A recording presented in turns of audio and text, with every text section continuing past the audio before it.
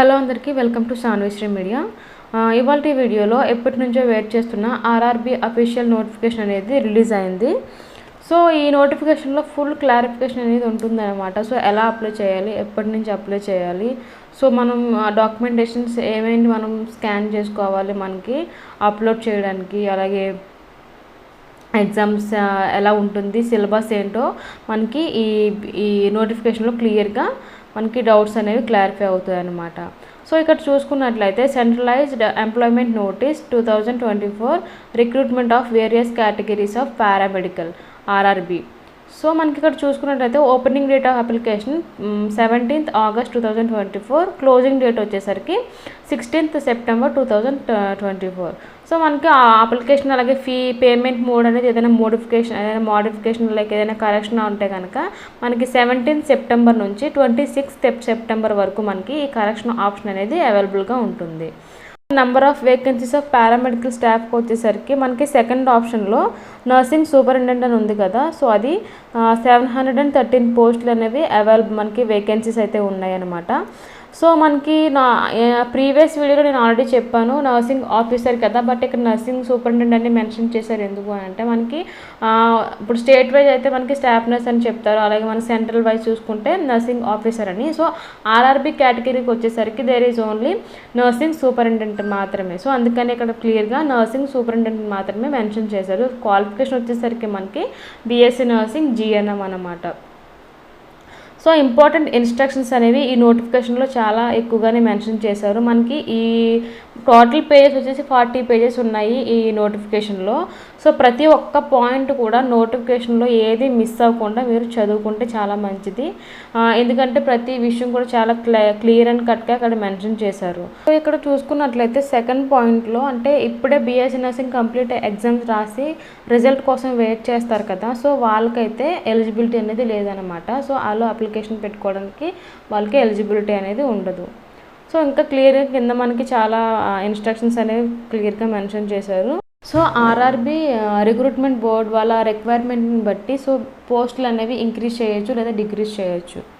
అలానే ఇక్కడ 7th పాయింట్లో చూసుకున్నట్లయితే candidates can choose only one RRB that and indicates their preferences of railway zones and post categories notified for which the candidate is interested to apply and eligible in the chosen RRB only. అంటే మనకి ఇక్కడ different railway zonals అనేవి ఇచ్చారనమాట.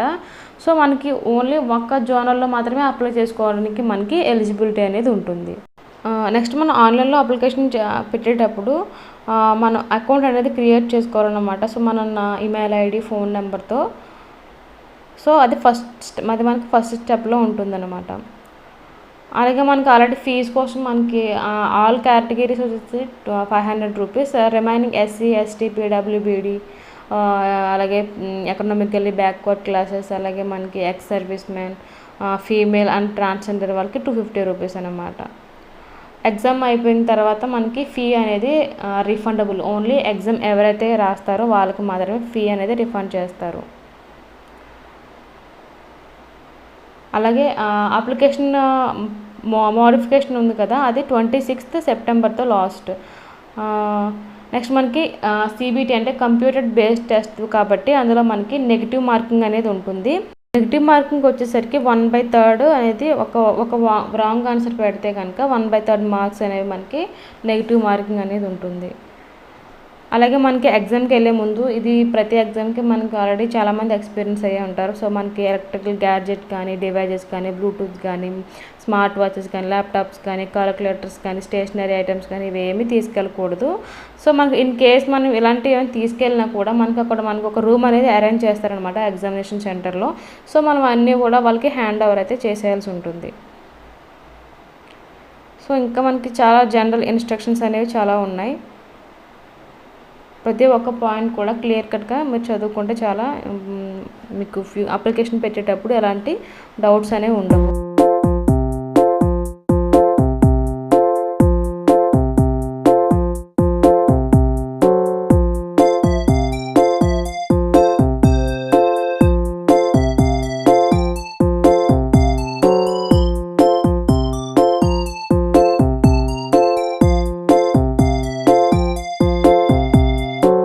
Case మనం exam రాసాక మనం ఆర్ఆర్బీకి మనం select అయితే కనుక సో మనకి కొన్ని బెనిఫిట్స్ అనేవి ఉంటాయన్నమాట. అలాగే మనకు పోస్టింగ్ వచ్చేసరికి ఇన్ కేస్ మనం న్యూగా మనం కొత్తగా మనం జాబ్కి మనం రిక్రూట్ అవుతాం కాబట్టి ట్రాన్స్ఫర్ పెట్టుకునే అవకాశం అనేది ఉండదన్నమాట. అట్లీస్ట్ మనం 5 to 10 years అనేది సర్వీస్ అనేది చేయాల్సి ఉంటుంది. అలాగే మనకి ఫ్రీ ట్రావెల్ ఫెసిలిటీస్ కూడా మనకి వాళ్ళు ప్రొవైడ్ చేస్తారు.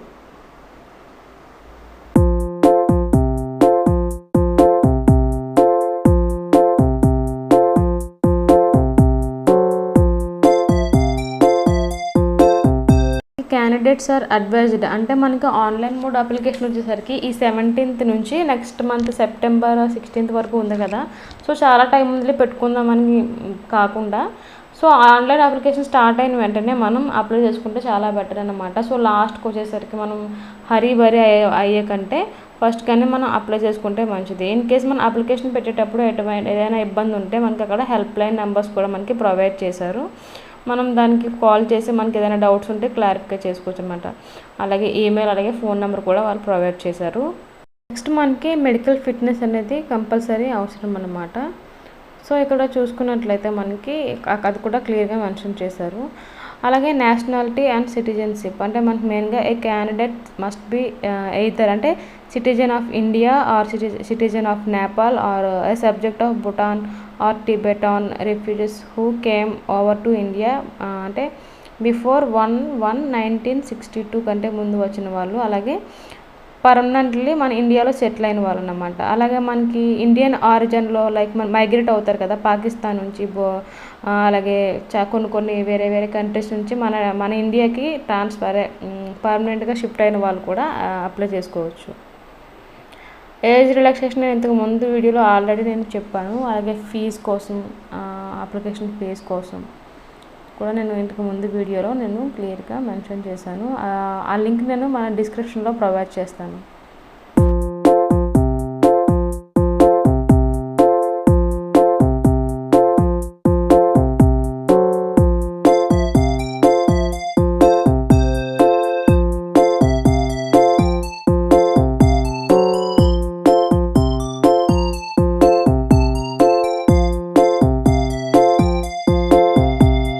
ఎగ్జామ్ డ్యూరేషన్ వచ్చేసరికి కంప్యూటర్ బేస్డ్ టెస్ట్ 90 minutes ఉంటుంది. 100 questions అనేవి మనకు ఉంటాయన్నమాట. అలాగే పీడబ్ల్యూబీడీ వాళ్ళకి 120 minutes టైం డ్యూరేషన్ అనేది ఉంటుంది.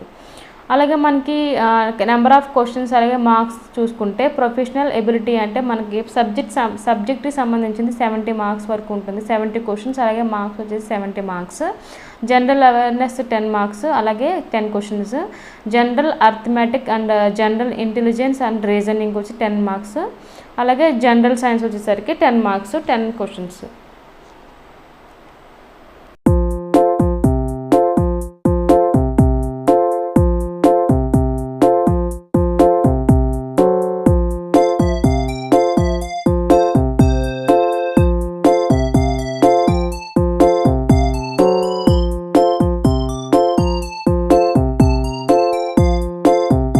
పాయింట్లో మనకి హౌ టు అప్లై మనం ఎలా అప్లై చేసుకోవాలో కూడా అక్కడ క్లియర్గా మెన్షన్ చేశారు. అలాగే మనకి మస్ట్ అండ్ షుడ్గా ఆన్లైన్ మ్యాండేటరీ స్కాన్ డాక్యుమెంట్స్ అనేవి ఉండాలి.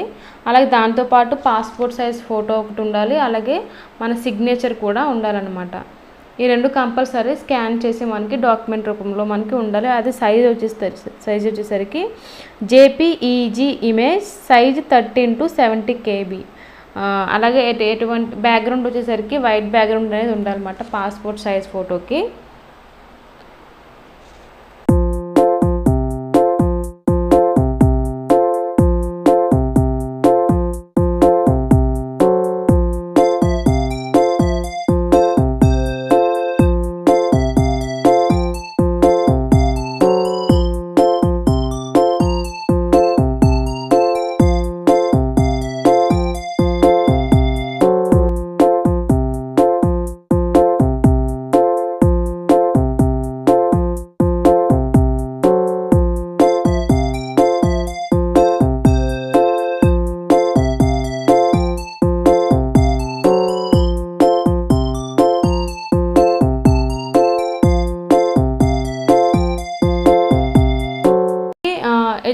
క్వాలిఫికేషన్స్. సో మన ఇక్కడ నర్సింగ్ సూపరింటెండెంట్ చూసుకున్నట్లయితే మనకి జనరల్ నర్సింగ్ మిడ్వైఫరీ అంటే GNM or BSc nursing or post BSc nursing అయినా ఎలిజిబిలిటీ అన్నమాట. రిమైనింగ్ పోస్టులు కూడా ఈ వీడియో ఎవరైతే చూస్తున్నారో సో మీకు ఎలిజిబిలిటీ ఉంటే రిమైనింగ్ మనకి కొన్ని పోస్టులు అనేది ఉన్నాయి కదా, మీ ఎలిజిబిలిటీని బట్టి మీరు అప్లై చేసుకోవచ్చు. సో ఎలిజిబిలిటీ లేకుండా కూడా మనం అప్లై చేసుకుంటే కనుక అది మన అప్లికేషన్ అనేది రిజెక్ట్ అవుతుంది. అలానే ఒక పర్సన్ ఒక అప్లికేషన్ మాత్రమే పెట్టుకోవాలంటే ఫర్ ఎగ్జాంపుల్ నేను నర్సింగ్ ఆఫీసర్ కాబట్టి అంటే నేను ఓన్లీ నర్సింగ్ సూపరింటెండెంట్కి మాత్రమే అప్లై చేసుకోవాలి. రిమైనింగ్ పోస్టులకు కూడా నాకు ఎలిజిబిలిటీ ఉంది కదా అని అప్లై చేసుకుంటే మనకి అది ఎలిజిబిలిటీ కాదు, రిజెక్ట్ అవుతుంది. ఓన్లీ ఒక పర్సన్కి ఒక అప్లికేషన్ మాత్రమే.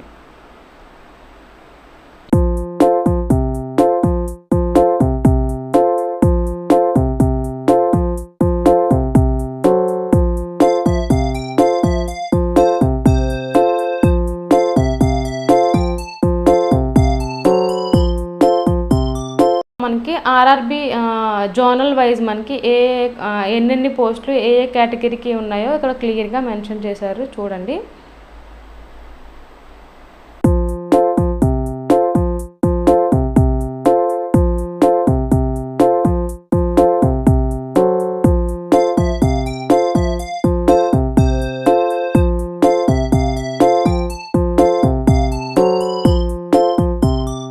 పేజ్ నెంబర్ 28లో syllabus of various paramedical vacancies ఉంది కదా. సో ఇక్కడ నర్సింగ్ సూపరింటెండెంట్కి వచ్చేసరికి సిలబస్ మనకి anatomy, physiology, nutrition, biochemistry, nursing foundation, psychology, microbiology, sociology, pharmacology, pathology, అలాగే genetics, medical surgical nursing, adult including geriatric 1, community health nursing, child health nursing, mental health nursing, midwifery and obstetrical nursing, nursing research and statistic, అలాగే management of nursing services and education. So ఇది మన nursing superintendent యొక్క syllabus అనమాట. అంటే మనకి 70 marks 70 questions మనకి professional ability అని ఉంది కదా, ఈ సిలబస్ నుంచే మనకి క్వశ్చన్స్ అనేవి వస్తాయి.